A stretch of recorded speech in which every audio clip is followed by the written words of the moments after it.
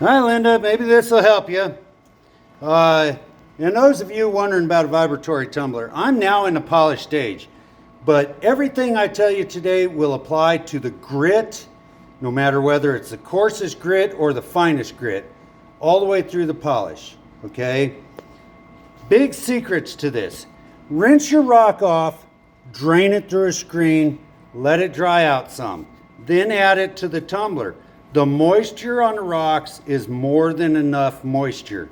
At the very most, you may see a little bit of water standing in the bottom, but never, ever, ever more than about 1/16 of an inch.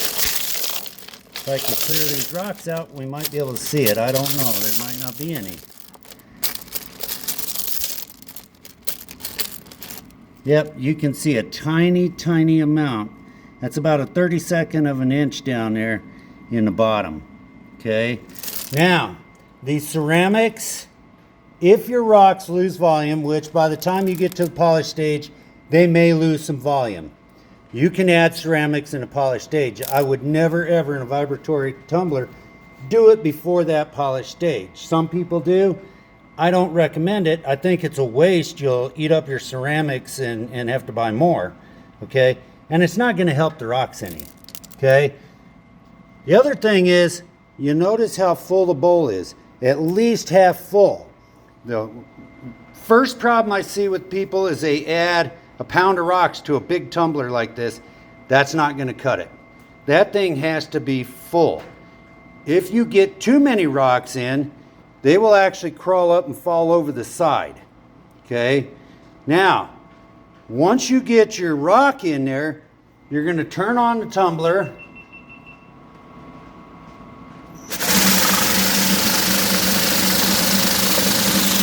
I want you to notice, even these monster rocks are rolling. Okay? They go from the center, fall up the side, they fall down into the center, underneath all the rocks, up the side, fall back down. That rolling action is what you have to have. If the rocks are going around in a circle like this, that's either too much rock or too much grit. Okay? I start with a tablespoon of grit.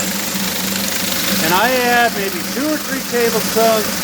And what I'm looking for is very much like this polish. I want to see it on every rock. And that's it. This is aluminum oxide, so it has a very milky white look to it. That's enough polish. By the time morning comes, this will be a big tasty mess. Okay?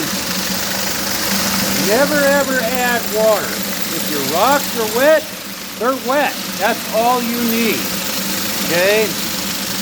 If your rocks start to dry out and it gets thick and clumpy, add water maybe a 1/4 cup at a time. Wait a couple minutes, see if all the rocks have gotten wet and look back like this. Keep adding your water a 1/4 cup at a time until your rocks are moving like this. Too much water, they will stop this rolling action and start going in a circle. Okay? I hope this helps you. By the way, just to let you know, in here, I'm on the polish stage. I'm using aluminum oxide, 3 tablespoons. Just 3 tablespoons of aluminum oxide is enough in a 24-inch tumbler that's a little over half full. The other trick I use to get a little bit better polish is I'll add about 2 tablespoons of borax. Just your common household 20 meal team seems about the cheapest. Just a little dusting around in there, and that's about all you need.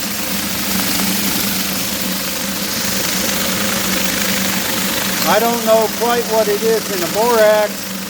I think it just helps keep the polish clean. Okay, I never ever add borax to my grit.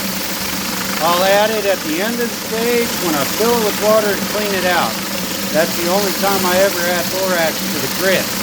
Other than that, it's always going to be borax in the poly.